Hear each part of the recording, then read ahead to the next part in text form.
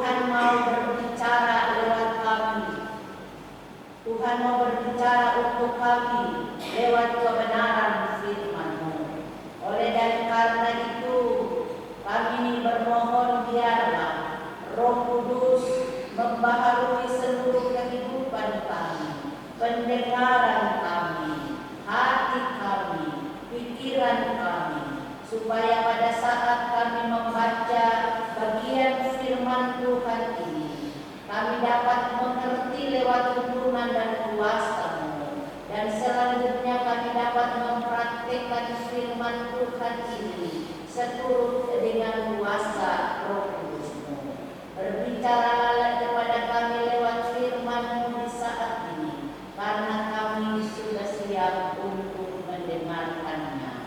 Dalam nama Tuhan Yesus Kristus yang adalah firman itu sendiri, kami sudah berdoa. Amin. 1 Samuel pasal 16 ayatnya yang pertama sampai ayatnya yang ke-23. Lembaga Alkitab memberikan dua tema dari bacaan ini. Tema yang pertama, Daud diurapi menjadi raja, dan tema yang kedua, Daud di istana Saul.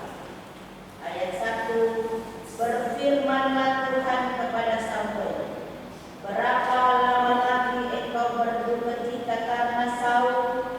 Bukankah ia telah kutolak sebagai raja atas Israel? Isilah tabung-tabungmu dengan minyak dan pergilah. Aku memutus engkau kepada Isai orang Betlehem itu, sebab di antara anak-anaknya telah kupilih seorang raja bagiku. Tetapi Samuel berkata, bagaimana mungkin aku pergi? Jika Saul mendengarnya, dia akan membunuh aku. Firman Tuhan, bawalah seekor lembu muda dan katakan, aku datang untuk mempersembahkan korban kepada Tuhan. Kemudian undanglah Isai ke upacara pengorbanan itu. Lalu aku akan memberitahukan kepadamu apa yang harus kau perbuat. Urapilah bagiku orang yang akan kusebut kepadamu. Samuel berbuat seperti yang difirmankan Tuhan, dan tibalah ia di kota Betlehem. Para tua-tua di kota itu datang mendapatkannya dengan gemetar dan berkata, adakah kedatanganmu ini membawa selamat? Jawabnya, ya benar. Aku datang untuk mempersembahkan korban kepada Tuhan. Kuduskanlah dirimu dan datanglah dengan daku ke upacara pengorbanan ini. Kemudian dia menguduskan Isai dan anak-anaknya yang laki-laki dan mengundang mereka ke upacara pengorbanan itu.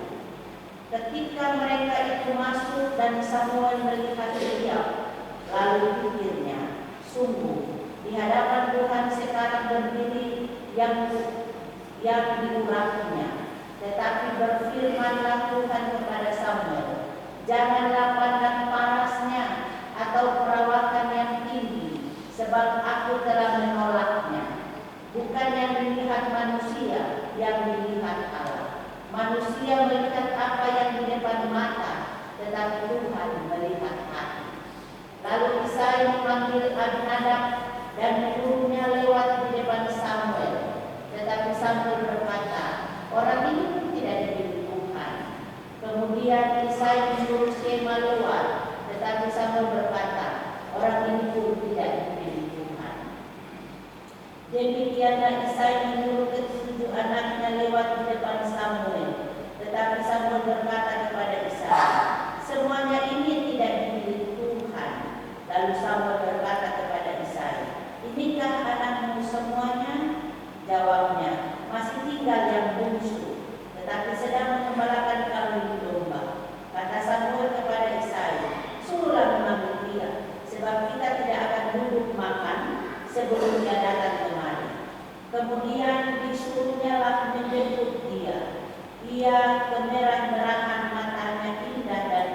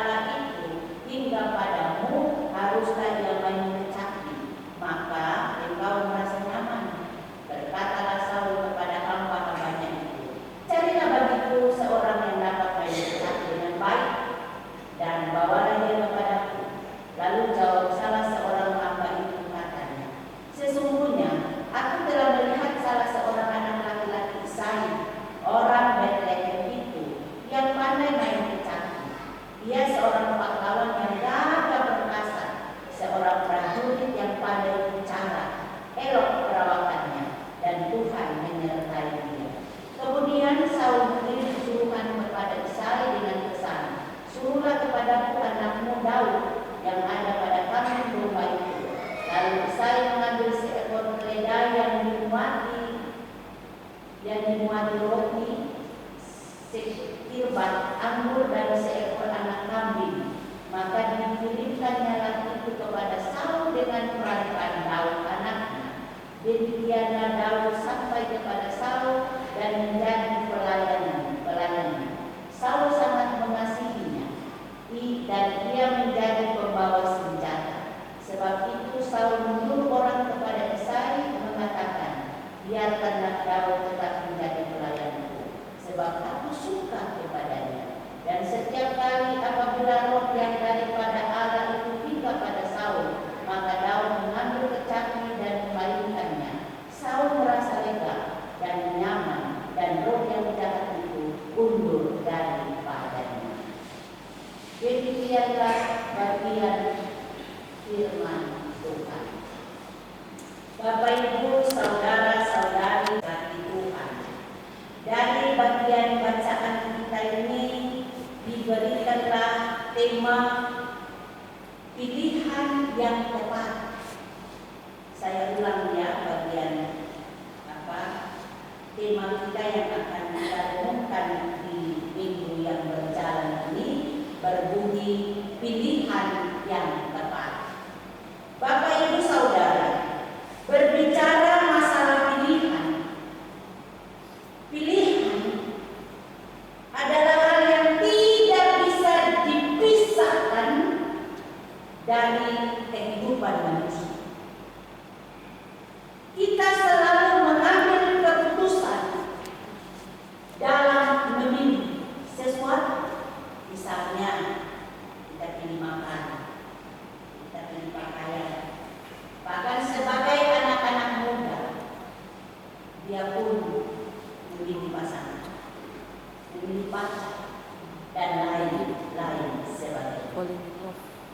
Kita kadang memilih sesuatu karena apa yang kita lihat, yang menyenangkan hati kita, yang suka-suka kita.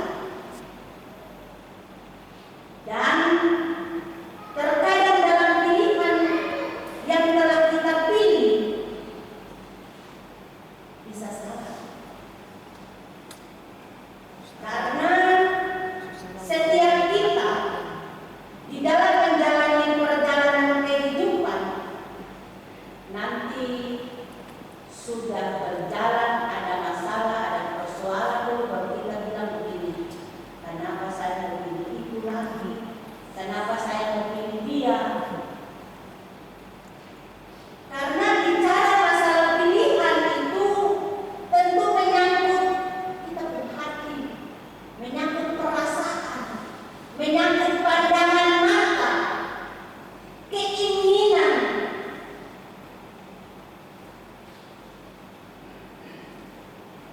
Ini sama dengan pembacaan kita di saat ini, bahwa Samuel ketika diutus untuk mengurapi salah satu anak dari Isai,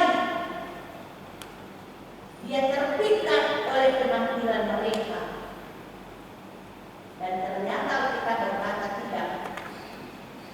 Dari ketujuh anak yang jalan di depan Samuel, bukan dia. Tapi pada saat Samuel melihat dia, Samuel bilang, oh ini sudah, karena dia bangga, dia tinggi, ini sudah yang dipilih Tuhan. Tapi Tuhan bilang tidak, itu bukan yang saya pilih. Lalu pertanyaannya, kan bangsa Israel ini sudah punya raja, yaitu Saul. Kenapa Allah menyuruh Samuel untuk pergi ke rumah Isai untuk memilih atau mengurapi salah satu dari anak Isai?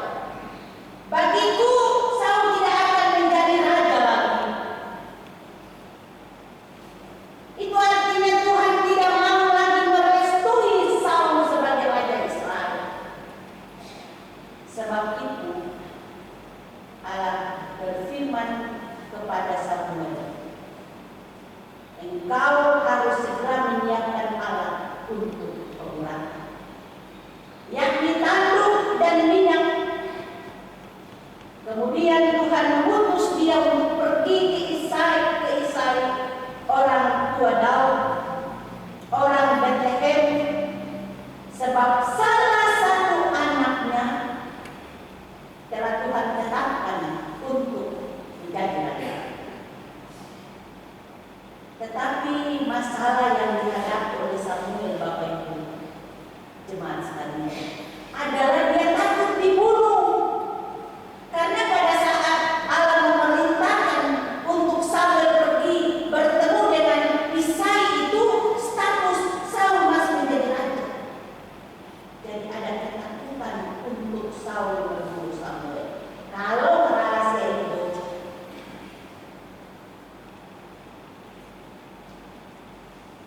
tetapi Tuhan memberikan jalan keluar bagi Tuhan memberikan jalan keluar bagi Samuel untuk menghilangkan rasa ketakutan, yaitu dengan disuruhnya dia membawa korban persembahan kepada Tuhan, sehingga kehadirannya pada saat itu tidak mencurigakan Saul. Artinya Saul tidak curiga apa yang akan dilakukan oleh Samuel. Lalu Alkitab berkata, ketika tiba, dia mengundang Isai untuk hadir dalam ibadah korban itu, dan dia menyampaikan apa yang dia dengar, apa yang dia terima daripada Allah, dan untuk dia lakukan pada salah satu anak Isai. Selanjutnya Samuel melakukan apa yang Tuhan perintahkan kepada dia. Ketika dia tiba di Bethlehem, tua-tua bertanya kepadanya, apakah kedatanganmu membawa selamat? Sikap yang sementara dihadapi oleh tua-tua, Alkitab berkata mereka ada di dalam sikap gemetar, sikap takut, sekaligus rasa hormat kepada Samuel.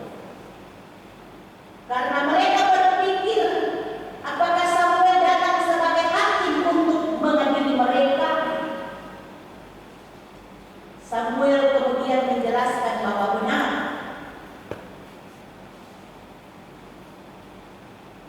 dia datang untuk mempersembahkan korban kepada Tuhan.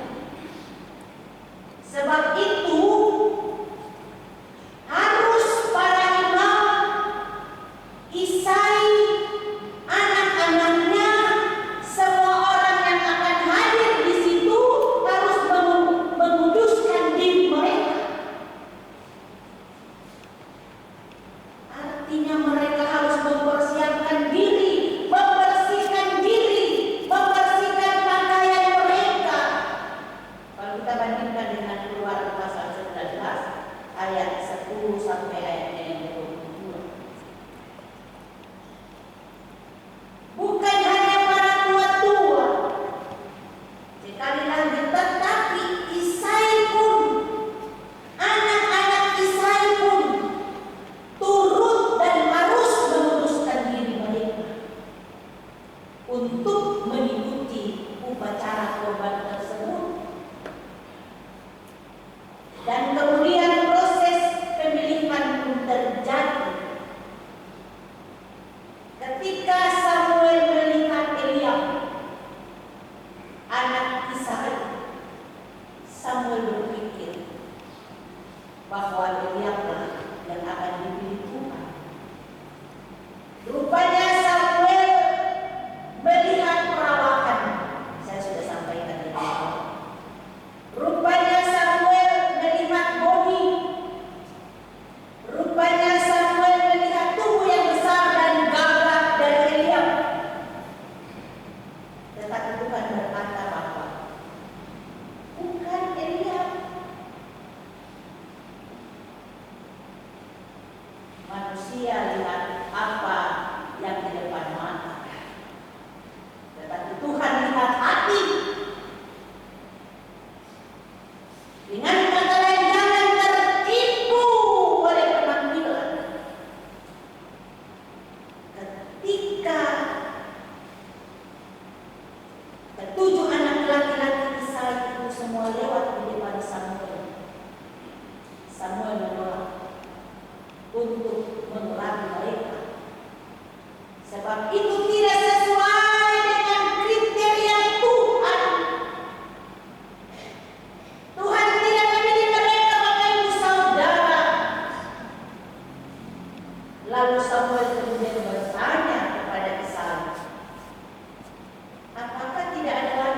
laki-laki yang lain? Saya menjawab bahwa masih ada satu yang khusus, tetapi dia masih mengembalakan ternak domba. Jawaban itu membuat Samuel meminta untuk Daud segera dijemput. Jawaban dari ayah Daud itu membuat Samuel bilang, pergi panggil dia, suruh dia pulang. Karena kalau dia belum ada, belum bisa kita ada dalam upacara, atau belum bisa kita ada dalam duduk makan bersama. Kita berkata setelah mereka menjemput Daud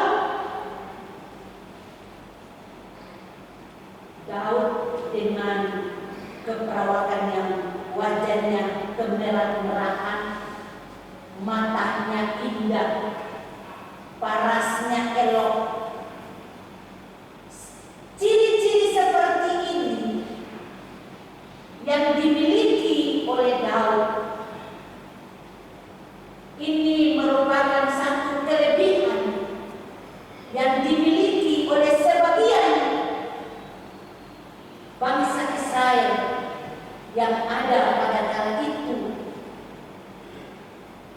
Warna mukanya kemerah-merahan itu memperlihatkan atau menunjukkan keperkasaan sang pemuda.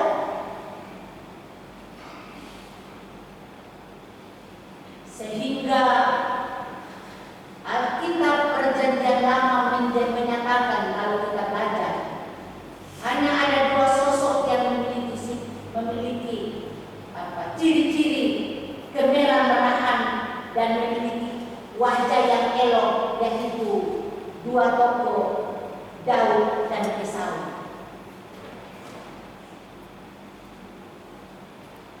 Tokoh dalam PL maksudnya. Daudlah yang dipilih Tuhan. Kemudian Tuhan memerintah Samuel untuk segera membuang Daud di tengah-tengah saudara-saudara. Jadi Daud itu nabi yang menjadi saksi ayahnya dan ketujuh saudara laki-lakinya, dan juga para tua-tua pada saat.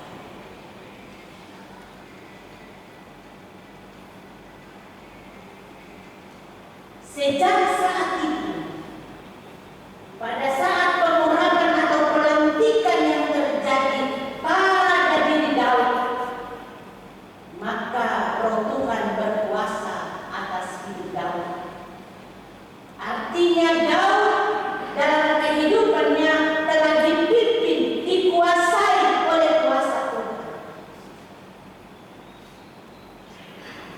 Lalu ayatnya yang ke-12, 14 sampai ayatnya yang ke-15, di situ dijelaskan bahwa pada saat pelantikan atau pengurapan yang terjadi kepada Daud, Roh Tuhan mundur dari Saul. Roh Tuhan mundur dari orang yang pernah dipilih Allah menjadi raja Israel. Mundur dari Saul. Artinya kuasa Tuhan sudah lepas dari Saul. Saul kehilangan kuasa.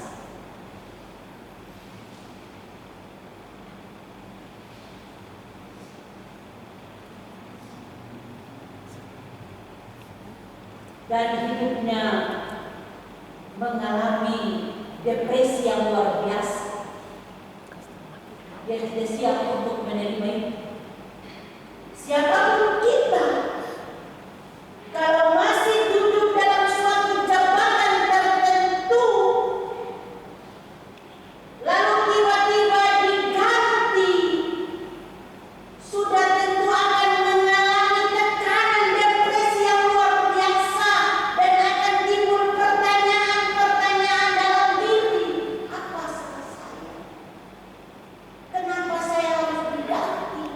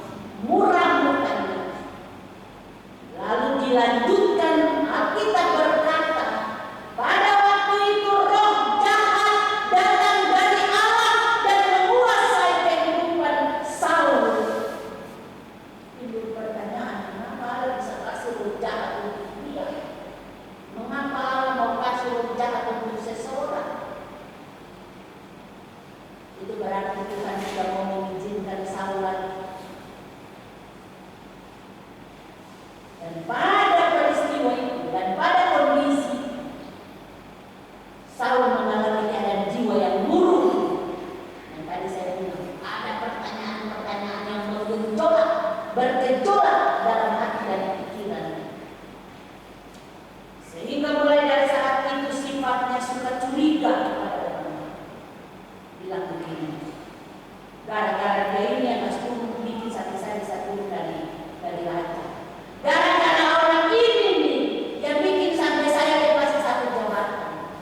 Gara-gara orang ini nih sampai saya tidak disukai oleh orang lain. Lalu kita mempersalahkan orang lain, mempersalahkan keadaan, bahkan lingkungan di mana kita ada,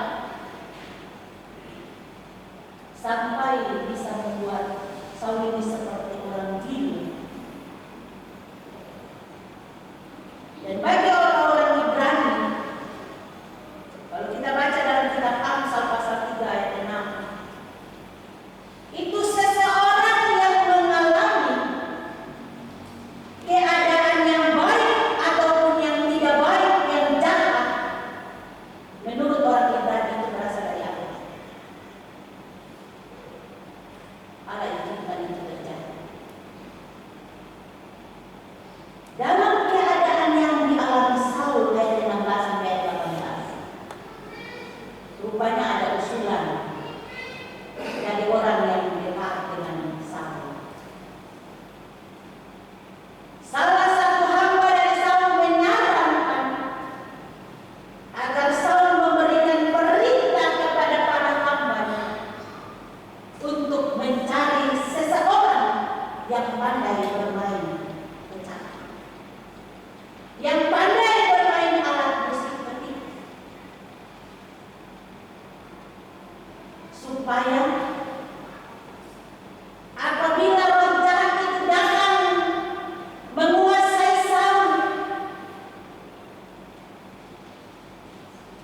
maka bunyi kecapi akan memberikan rasa aman bagi Saul.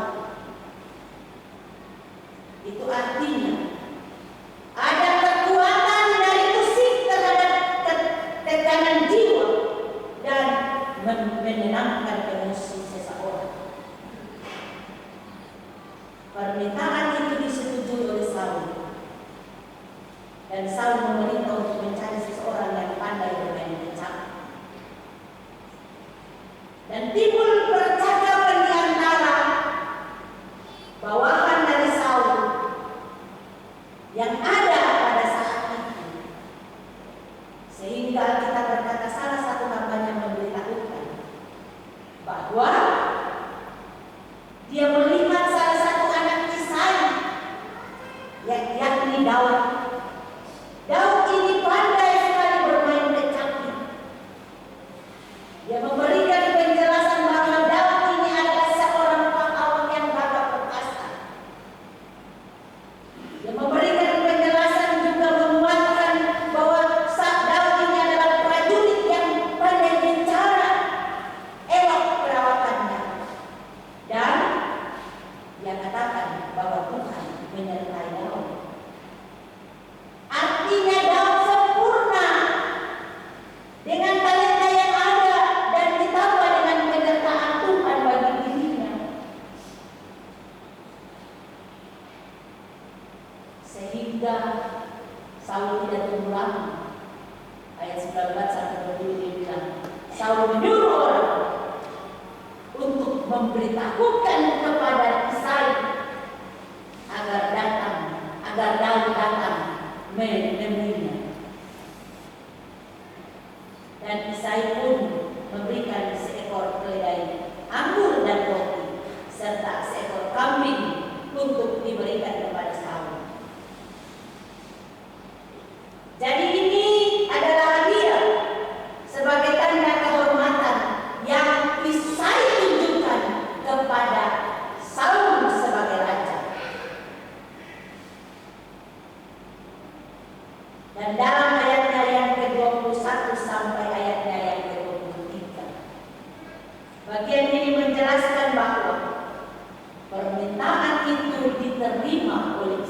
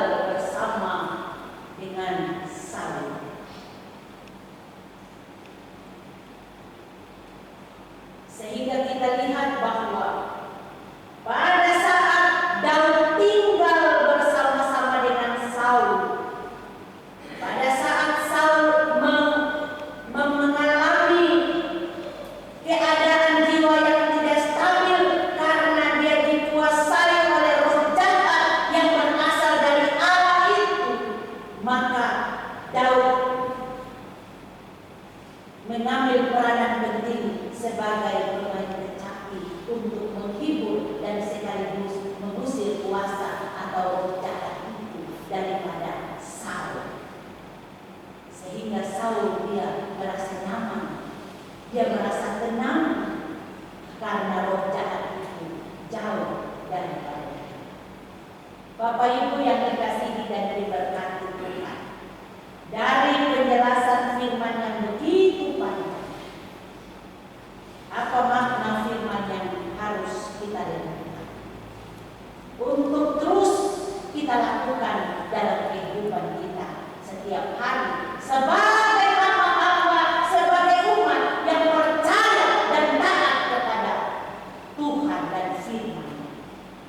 Ada 3 hal yang saya ambil untuk disampaikan kepada kita sekalian untuk dapat merenungkan bagian ini. Yang pertama, kita belajar dari Samuel.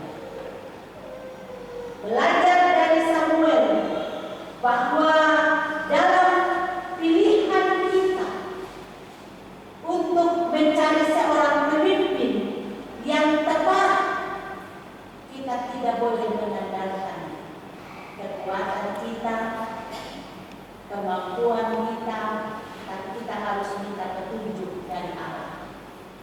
Karena pada saat kita mau mencari pemimpin kita atau mencari jodoh kita, pada saat kita minta petunjuk dari Allah, maka sudah tentu yang akan terpilih, yang akan menggantikan pemimpin yang sedang berjalan atau yang sudah akan turun itu benar-benar tepat di mata Tuhan dan juga akan menjadi contoh dan teladan bagi semua orang, bagi kemuliaan nama Tuhan. Jangan kita melihat seorang calon pemimpin itu dengan mata kita, mata jasmani kita. Karena pada saat kita melihat seorang calon pemimpin dengan mata jasmani kita, bisa saja kita terpilih. Tetapi mari minta tuntunan dari Tuhan supaya kita memilih calon pemimpin kita dengan hati yang berasal dari Tuhan, petunjuk yang berasal daripada Tuhan. Pilih dia, walaupun kita pada saat di luar kita mungkin bilang, oh ini dia bagus. Tapi sebelum pada saat kita mau pergi untuk mencoblos memilih, kita berdoa sampai di TPS pasti ada perubahan. Perubahan itu terjadi karena Tuhan mau kita terjadi, bukan ini. Karena Tuhan melihat hati, oh dia ini boleh bisa, dia akan taat kepadaku dan dia akan melayani masyarakat dengan luar biasa. Amin Bapak Ibu. Kita belajar juga dari Daud. Pada saat dia dipilih, pada saat dia diurapi oleh Samuel, dia tidak sombong.